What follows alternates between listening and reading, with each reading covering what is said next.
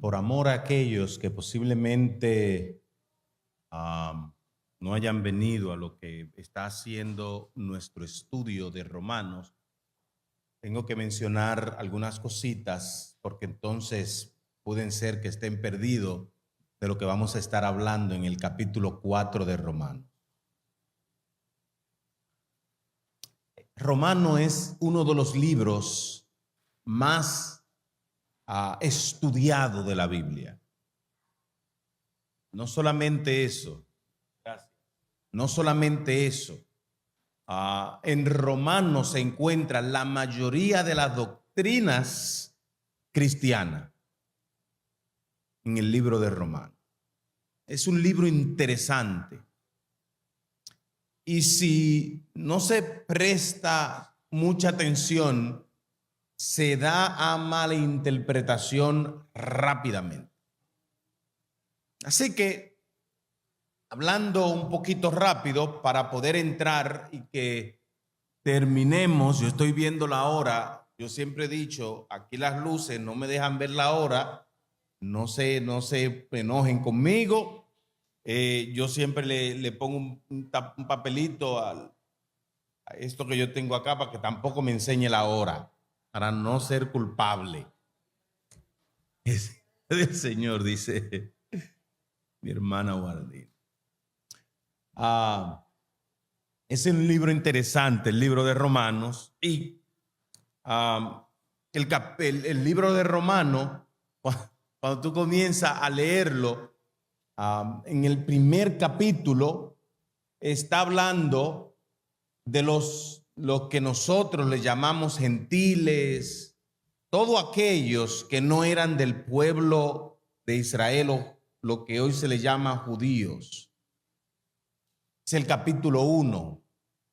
Y el capítulo 1 es sumamente drástico con los gentiles. Si tú hubieras estado allí cuando se estaba leyendo la carta de los romanos, si tú hubieras sido judío, tú estuvieras diciendo, está bueno que ya lo pongan a los gentiles en su puesto. Y eso es lo que es el capítulo 1, poniendo a los gentiles en su puesto. Pero si tú hubieras sido judío, cuando entraron al capítulo 2, entonces, qué duro. Porque entonces, en el capítulo 2, el apóstol Pablo le dice, ahora es para ustedes el capítulo 2. El capítulo 1 es para los gentiles, el capítulo 2 es para los judíos, y allí Pablo pone en su puesto, ¿a quién? A los judíos, a los del pueblo de Dios. Y el capítulo 3, entonces, él agarra los dos capítulos y lo une, y allí hace una mezcla. En mi país hay una bebida que es mortal, lo más sabroso que ha dado el país, se llama morisoñando. Eso mata gente, pero es sabrosa, dicen hermana. Mata gente, pero es sabrosa. Un veneno mortal, pero imagínense, nosotros los seres humanos no nos gusta que nos maten con algo bueno.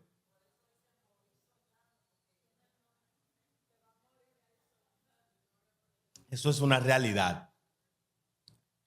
Entonces usted hace una mezcla ahí científica de leche con naranja y azúcar y hielo. Si tú no sabes mezclarlo, se vuelve un queso. Si tú no sabes, por eso es que es científica la mezcla. Si sabes mezclarlo, entonces te mueres soñando. Mejor todavía, dice el hermano aquí, una muerte segura de todos lados.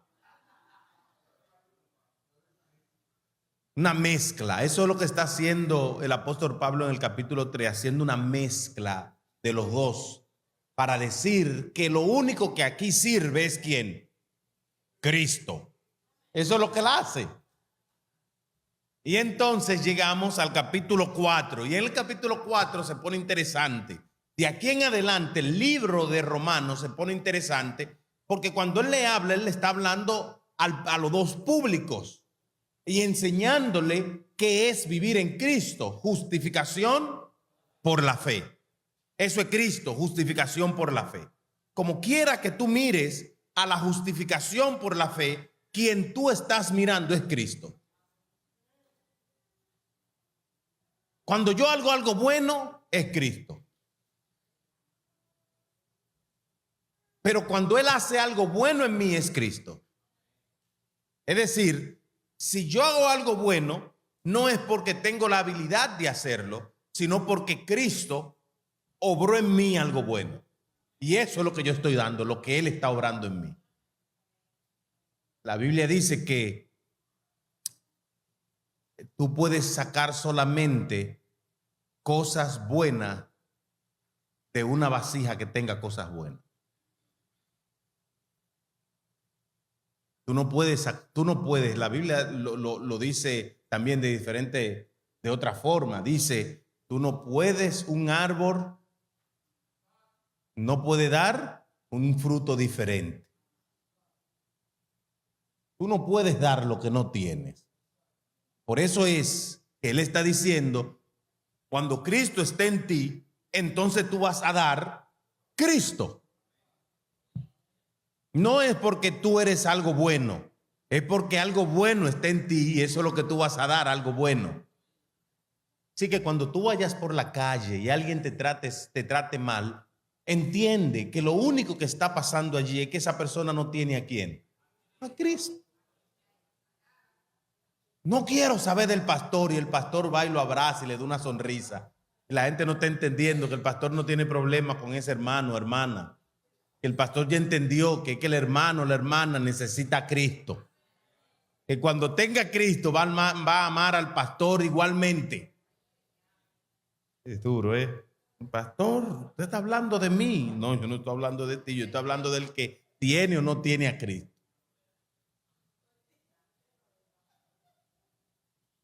Vamos a irnos al libro de Romanos. Ya saben, el capítulo 1, 2 y 3 y ahora llegamos al capítulo 4. Miren cómo comienza diciendo el capítulo 4. ¿Qué pues diremos que que halló Abraham nuestro padre según la carne? Cuando yo leí ese versículo, a mí no me hizo sentido. ¿Qué pues diremos que halló Abraham nuestro padre según la carne? Hay una traducción diferente de este versículo, una traducción diferente, que es bueno que nosotros la veamos.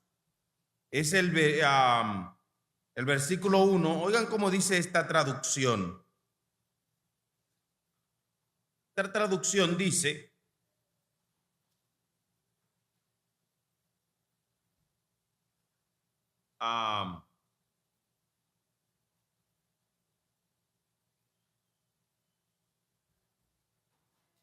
la nueva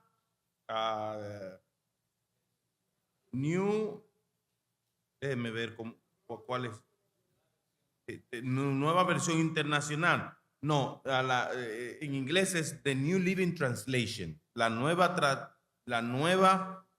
traducción viva.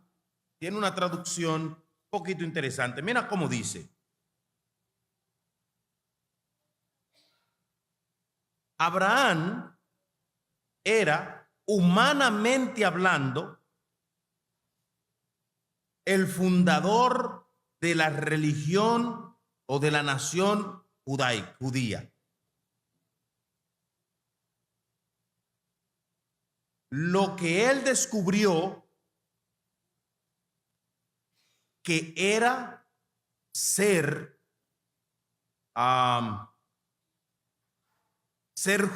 justificado con Dios. Diferente la traducción, ¿no es así? Abraham descubrió qué era ser justificado con Dios. Cuando nosotros leímos, nosotros leímos de la siguiente manera. ¿Qué pues diremos que halló Abraham nuestro padre según la carne? Y esta traducción me dice que él halló qué es ser justificado con Dios.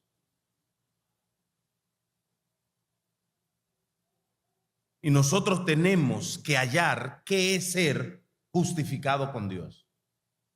Porque muchas veces nosotros queremos que sea nuestra justicia la que Dios aplique.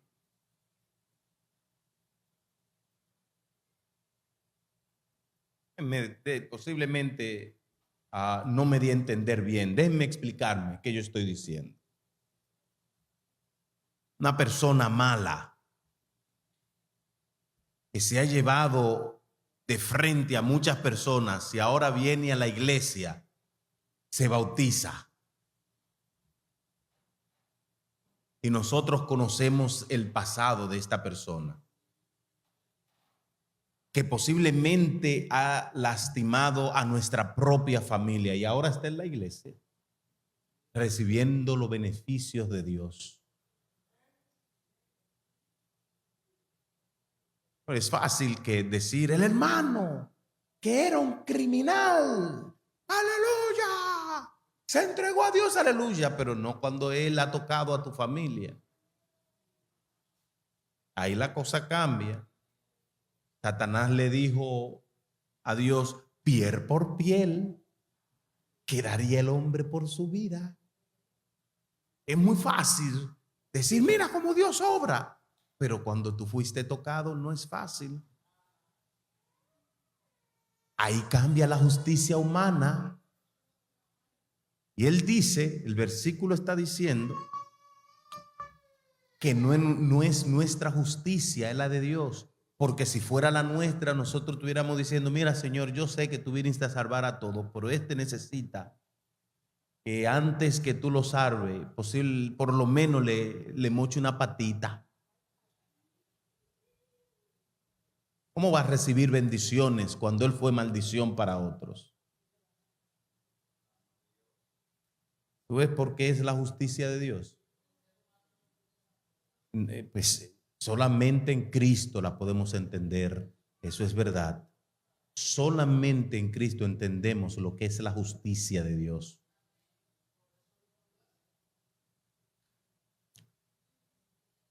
Porque si Abraham fue justificado por las obras, tiene de qué gloriarse, pero no para quién, pero no para con Dios. Miren, y aquí se comienza a poner buena la cosa. Si Abraham llegara a entender que lo que él hace tiene crédito para con Dios, Jesús no es necesario, es lo que está diciendo esto. Si él tiene algo bueno, no puede ser presentado delante de Dios para justicia.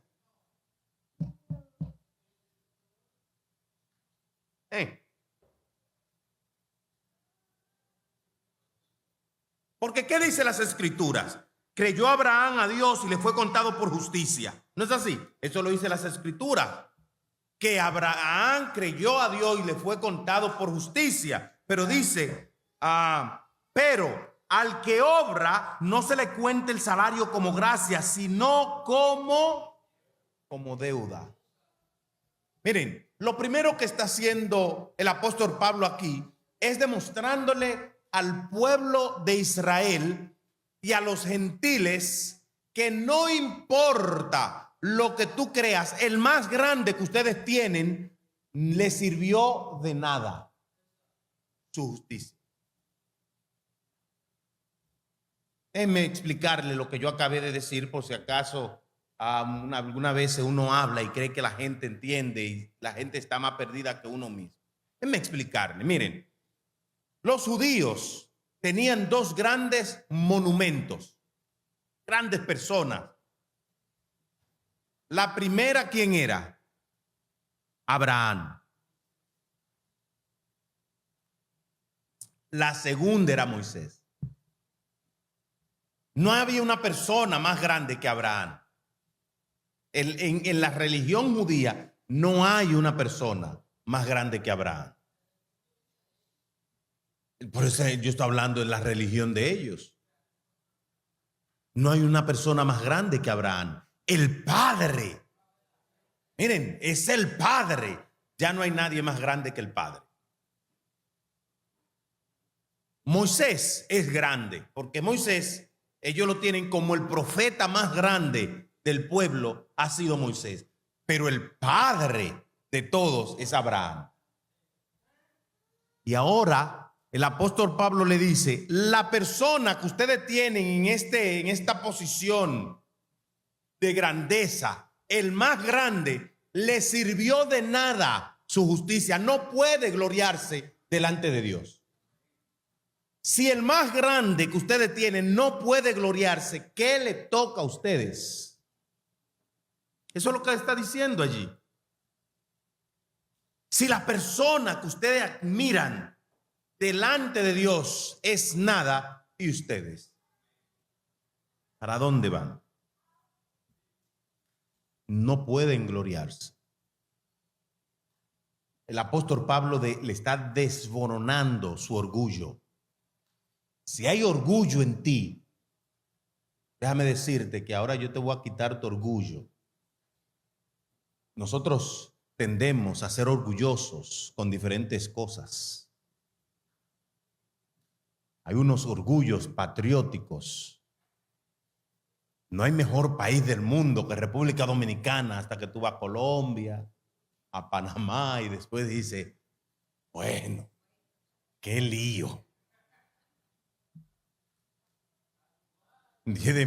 A Dubái y déjeme decirle, yo amo mi país.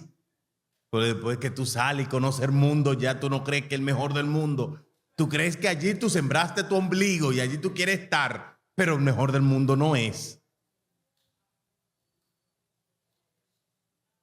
Eso es una realidad. Pero hay un orgullo patriótico allí. Y hay de quien hable de mi bandera. Porque nos... ¿Qué problema? Tú quieres meterte en pleito con un ser humano, háblale de su bandera. Hay que arrancarme el alma. Sí, es una realidad.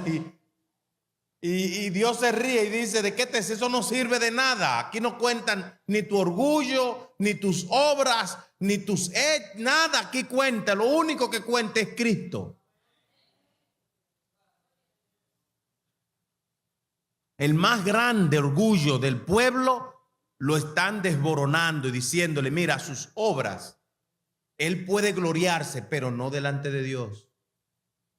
Muchos de nosotros nos gloriamos delante de nuestros hermanos para que nos pongan en pedestales. No. A Ángel hay que hacerlo primer anciano. Ese hombre bautiza gente. Y cuando su nombre sale allí, todas las manos se levantan. ¡Ah, primer anciano, Ángel!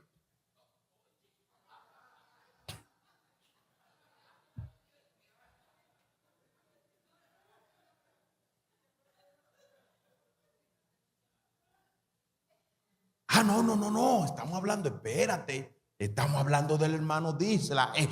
Miren, es una cosa diferente. Es una eminencia. Ahí hay que quitarse el sombrero. Y entonces Disla sube al púlpito con el pecho que se le quieren explotar los botones. Manos, yo no tengo de qué gloriarme, pero gracias por su apoyo en elegirme. Y Dios riéndose desde el cielo diciendo, pobre pastorcito que se cree gran cosa. Si él supiera que lo único que vale allí es mi hijo. Cuando uno entiende eso, nuestro orgullo comienza a desinflarse. Y nosotros comenzamos a ver a nuestros hermanos como Dios nos ve. El ser humano tiende a compararse con los que están en peor posición. ¿Sabían eso? Una mujer se ve al espejo y dice lo siguiente: yo no soy tan fea como fulana.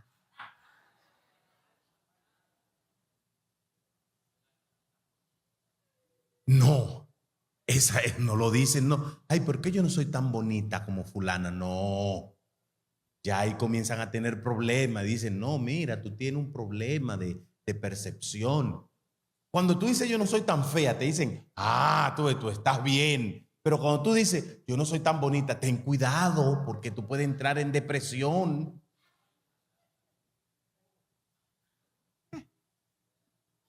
Nosotros, y yo estoy hablando, yo hablé de las mujeres, pero los hombres no se van muy lejos. Miren los hombres, porque la mujer yo hablé de bonito, miren los hombres. Bueno, ese carro de fulano, se está peor que el mío. Pero cuando nos pasa un mejorcito, miramos para el otro lado.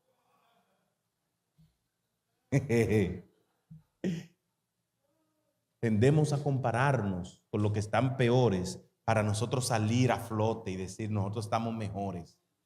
Y ahora el apóstol Pablo te dice, mira, el más grande de ustedes no puede gloriarse delante de Dios. Porque a la hora va a comenzar a presentarnos como somos para que nosotros podamos crecer como Él desea. Él sigue diciendo lo siguiente. Sigue diciendo lo siguiente.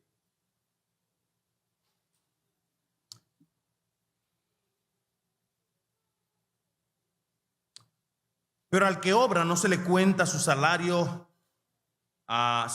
como gracia, sino como deuda. Más al que no obra, si no cree en aquel que justifica al impío, su fe le es contada por justicia. Al que obra, se le cuenta como deuda, es deudor. Al que no obra, se le cuenta como justicia. No lo vayan a tomar del lado de que yo no voy a hacer nada y ahora Dios me va a justificar. Eso no es lo que está diciendo acá. El apóstol Pablo te está diciendo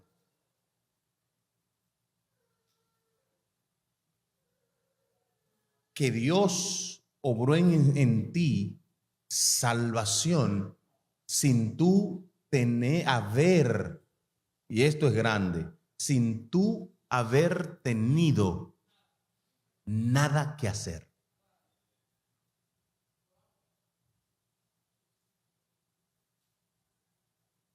Que Dios obró en mí salvación sin yo haber hecho algo. Así es. La Biblia lo presenta en diferentes lugares. Dios, justicia nuestra. Cuando yo andaba en mis delitos y pecado, aún Cristo murió por mí. Nosotros creemos que Cristo nos ha justificado cuando nosotros vinimos a Él. No, cuando nosotros vinimos a Él, recibimos su justicia. Pero la justificación fue en la cruz. Nosotros fuimos justificados ante Dios por medio de la sangre de Cristo. Sin embargo, tú recibes esa justificación cuando tú la aceptas. Yo creo que ya hace un tiempecito que yo presenté eso que acabé de decir, así que posiblemente no voy a adentrar en ese punto de vista, lo que es Cristo haciendo por nosotros antes de nosotros venir y recibir su justicia. Como también David, y ahora va a comenzar a explicar lo que él dijo en el versículo 5. Como también David, versículo 6, habla de la bienaventuranza del hombre, a quien Dios atribuye justicia sin obra, diciendo, bienaventurado aquellos cuyas iniquidades son perdonadas y cuyos pecados son cubiertos. Bienaventurado aquel cuyas iniquidades. Miren, si Edwin Carrasco el pastor Carrasco escribe esto, posiblemente no tiene mucho valor, porque ese no ha hecho tantas cosas que grandes de maldad y algo, pero David sí. David sí. Y posiblemente lo que yo voy a decir, como hay amigos que están viendo y se está grabando, posiblemente me entren a pedrada aquellos que tengan a David en un pedestal muy alto. Yo sé que van a comenzar a poner comentarios allí en el web, en el YouTube de la iglesia. Este pastor, mira cómo ultrajó a David. David, cuando tú comienzas a leer la historia de David en Samuel, tú te vas a dar cuenta que pasa algo sumamente interesante. ¿Recuerdan cuando David, después de ser ungido como rey, un muchachón, era un muchachón, ¿sí o no? ¿Estoy correcto? Sí, era un muchachón, fue ungido como rey y entonces estaban en pleito el pueblo de Israel. ¿Con quién estaban en pleito? Con los filisteos, estaban en pleito con los filisteos y había uno en el pueblo de los filisteos que se llamaba ¿cómo? Goliat, el gran guerrero de parte de los filisteos, el Goliat, el grande, el monstruo que comía gente. Y entonces el papá de David le dice a David: hijo, ven, necesito que vayas a llevarle de comer a tus hermanos. Cuando David llega, ¿ustedes saben qué le dice su hermano mayor cuando lo ve? Ajá, así le dijo: ¿qué haces aquí? ¿Y cuál fue lo segundo? Tú has venido a ver la guerra porque tú eres una persona de sangre. Un momento. ¿Cómo que a David le gustaba la sangre? Ahora entendieron. Los hermanos sabían que a David le gustaba fajarse con los osos y con los leones. Era peligroso el chamaquito. Era peligroso. El hermano le dice: a ti te gusta la sangre, pero no termina allí. Después que David agarra y mata al filisteo, que esa muerte es atroz. Ustedes la están viendo en una forma pasiva, pero si ustedes se la presentan en una película, ustedes vomitan y hacen muchísimas cosas y dicen que eso no se puede ver, que eso no apta para menores. Léanla cuidadosamente, que David le da una pedrada a una persona en la cabeza, agarra un machete y le corta la cabeza. ¡Ay! ¿Ah? Y después se la lleva con él. Miren, señores, eso es una vista atroz. Eso no es fácil. Ustedes lo leen en la Biblia y es pasivo, pero presentado en la realidad no era fácil. Algunas veces yo estoy mirando YouTube y presentan una cosa que yo la quito rápido de allí. Ay, no, yo no puedo ver eso. Me martiriza la vida. Y eso es lo que está presentando la Biblia allí. Un jovencito haciendo esas cosas. Pero eso es guerra. Vamos a irnos después. ¿Recuerdan cuando Saúl estaba celoso de David y David sale huyendo y se esconde con los filisteos? Se hizo el loco, babeando. No, y lo mandaron, lo dejaron por allí. Dice la Biblia que David salía del pueblo de los filisteos y se iba a las regiones cercanas y se escondía. Cuando venían los viajeros, los atacaba, los mataba, les robaba sus pertenencias y regresaba a donde los filisteos.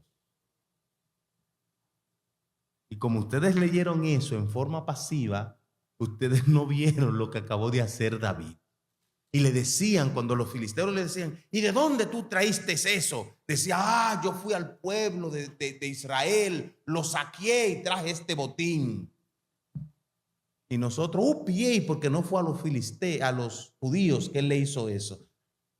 Yo no recuerdo haber leído que Dios le decía a David, mira, ve esa gente que están negociando allí, quítale la vida, cógele lo que él tiene y hazte rico con ello. Ese es el David que está escribiendo esto. Ahora entienden por qué David escribió esto de la forma que lo escribió. Vamos a leerlo ahora de ese David. Miren lo que le está diciendo. Bienaventurados aquellos cuyas iniquidades son perdonadas. David está diciendo, miren, yo soy tan malo, sin embargo Dios me perdonó. Bienaventurados. Y no se termina allí, dice, cuyos pecados son cubiertos. Yo soy tan pecador y Dios ha cubierto mi pecado. David entendía el significado de que él no podía justificarse delante de Dios, porque desde muchacho tenía problemas. Y si David llegó a hacer algo grande delante de Dios, fue porque Dios lo cubrió con su gracia. Porque ya siendo rey, entonces tenemos la historia de ¿quién? De Urías.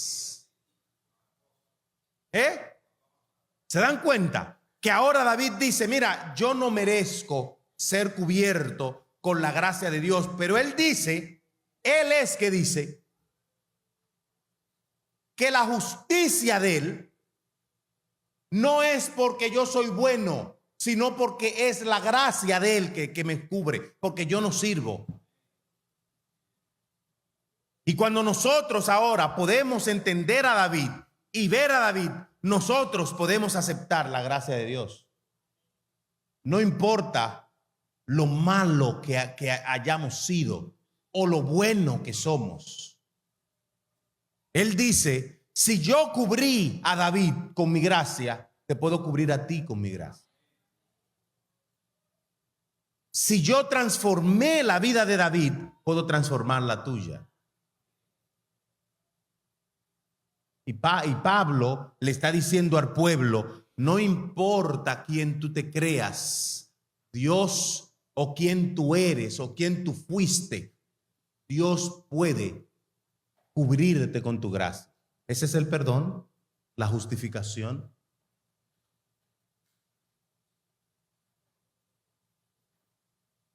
Bienaventurado el varón a quien el Señor no culpa de pecado. Nosotros somos culpables. No hay un justo, ni aún uno. No hay quien busque a Dios y Dios nos busca. Bienaventurados. ¿Sabe que nosotros todos somos bienaventurados? Porque Dios nos buscó con su gracia. Bienaventurado. Es pues esta bienaventuranza solamente para, y ahora viene, oigan bien, ¿recuerdan que él está hablando a los dos pueblos? ¿Es esta bienaventuranza solo para los de la circuncisión o también para los de la incircuncisión? ¿Es este bien solamente para ustedes? Le está diciendo él a los judíos, o también para ellos. ¿Para quiénes son la bendición de Dios?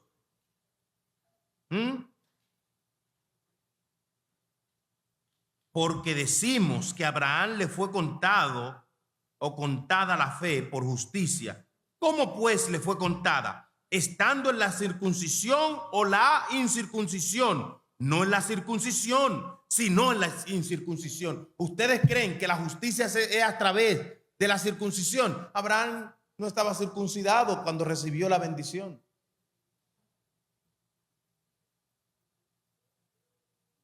que la bendición de Abraham no viene porque él obró algo. Y la obra está siendo presentada a través de una acción llamada circuncisión. Eso es una acción y él está diciendo, esa acción que ustedes se sienten orgullosos, déjeme decirle, yo he hablado con judíos y la circuncisión al día de hoy es un orgullo judaico. No, si tú no puedes pertenecer a la religión judaica si tú no eres circuncidado. Eso sí existe hoy en día.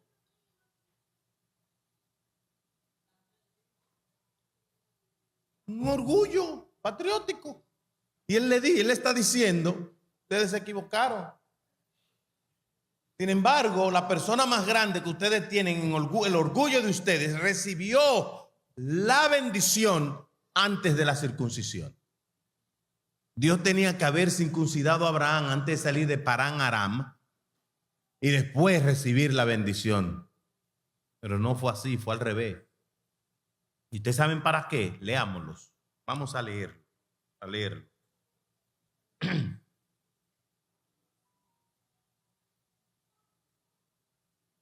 Y recibió la circuncisión como señal, como sello de la justicia de la fe que tuvo, estando aún incircunciso, para que fuese padre de todos los creyentes no circuncidados, a fin de que también ellos la fe les sea contada por justicia.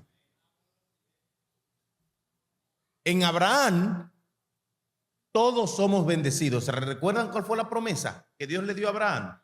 En Génesis 12. En ti será ¿qué? ¿Quiénes?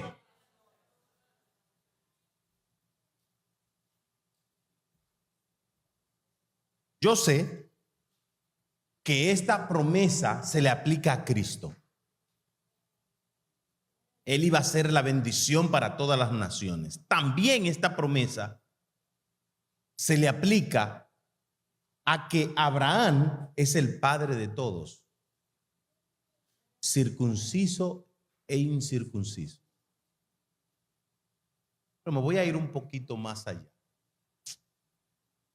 Ahora yo quiero que sus mentes comiencen a ver algunas cositas. Y yo creo que terminamos con este punto. Nos vamos a quedar en el versículo 2.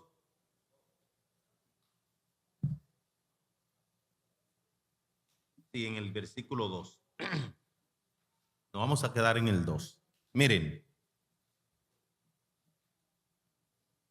En la vida de Jesús, aparece una mujer interesante. ¿Recuerdan una mujer que se casó con un judío y se murió el esposo y después ella decide irse con su suegra? ¿Recuerdan cómo se llama? Ruth. Yo quiero que su mente esté trabajando conmigo. Ruth, ¿no es así? ¿Ustedes recuerdan de dónde era Ruth? ¿De dónde? Moab, de los moabitas. Interesante, ¿no? Y los moabitas eran considerados como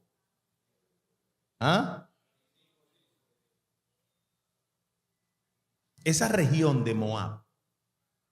Ustedes saben, pero ¿de quién vino? Esa región allí estaba compuesta de unas gentes sumamente interesantes. Y entre ellos estaba un hijo de Abraham. ¿Recuerdan cómo se llamaba ese hijo de Abraham? ¿Cómo? Ismael, el primer hijo de Abraham. Para que ustedes vean lo interesante que se pone esto. El mundo musulmán reclaman a Abraham a través de quién? De Ismael. Ellos dicen, nuestro padre Abraham, porque nuestro padre Ismael vino de la descendencia. Y los judíos comienzan una bulla. Y la realidad es que cuando Pablo está hablando acá, él está diciendo que en Abraham iba a ser bendita toda la descendencia de la tierra.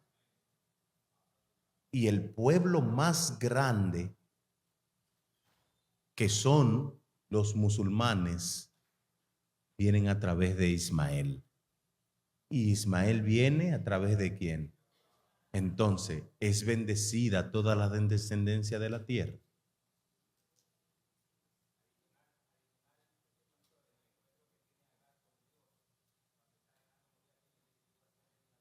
A una gran nación. Y la recibió primero que Isaac. La recibió primero que Isaac, porque Isaac recibió su promesa a través de Jacob. Sin embargo, Ismael tuvo 12 antes de Jacob. Miren para allá, pero no voy a entrar allí porque ya ahí tendríamos que salir de lo que estamos estudiando hoy. La bendición que fue prometida a Abraham fue prometida a toda su descendencia, ir incircunciso como circunciso. Dije que ya no voy a salir del versículo 12. Así que tenemos ahora que tomar todo esto y traerlo a nuestro tiempo. El pueblo de Dios es un pueblo vasto en la tierra.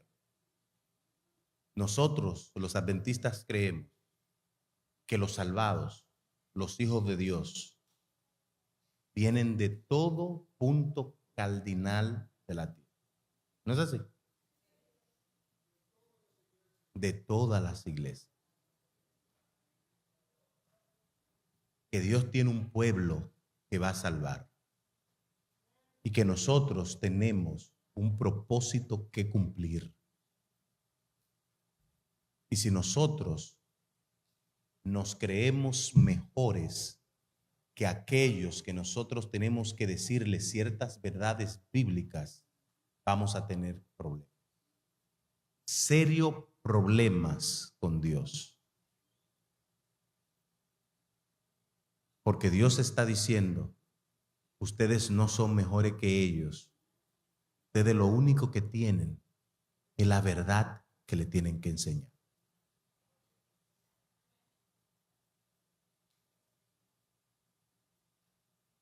Que muchas veces, cuando tú tienes algo bueno que tú tienes que compartir, tú te crees mejor que aquellos que no tienen.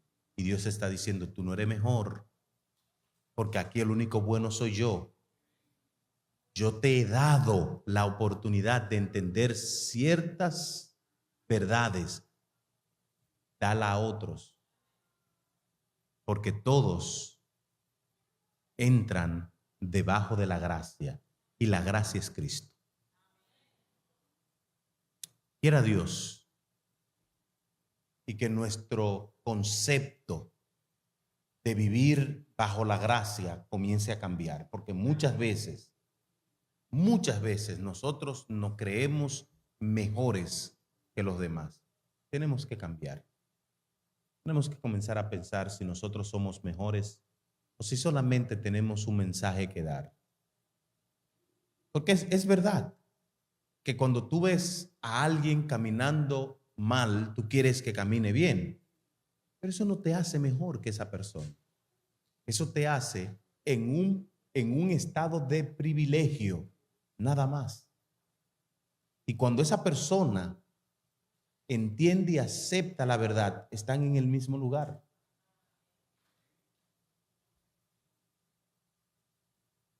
Y terminamos. Quiera Dios y que hayamos aprendido algo de los primeros 11 capítulos del versículo 12 de Romanos. Vamos a ponerlo en pie. Y vamos a concluir con una palabra de oración.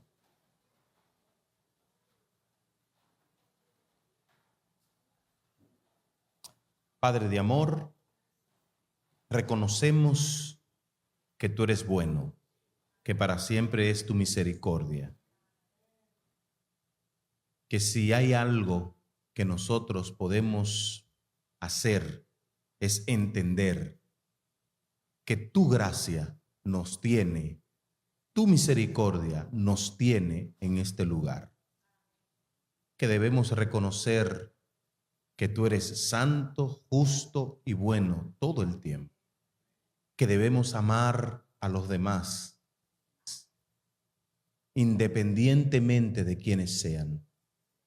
Que no miremos el color, no miremos la nacionalidad, no miremos el tamaño, no miremos el lenguaje, no miremos los rasgos físicos que las personas tienen para decir si son buenos o si son malos. Que miremos que tú lo amas igual que a nosotros, lo quieres salvar y que nos usa a nosotros para hacer una bendición hacia ellos. Perdónanos si en algún momento no hemos creído superiores a los demás. Perdónanos si en algún momento hemos tratado a los demás con indiferencia. Y ayúdanos a amar y amar a todo el que nos rodea. Quiero pedir por los alimentos que fueron preparados, por las manos que tomaron el tiempo para hacerlo, que nos caigan bien. En el nombre de Jesús oramos. Amén.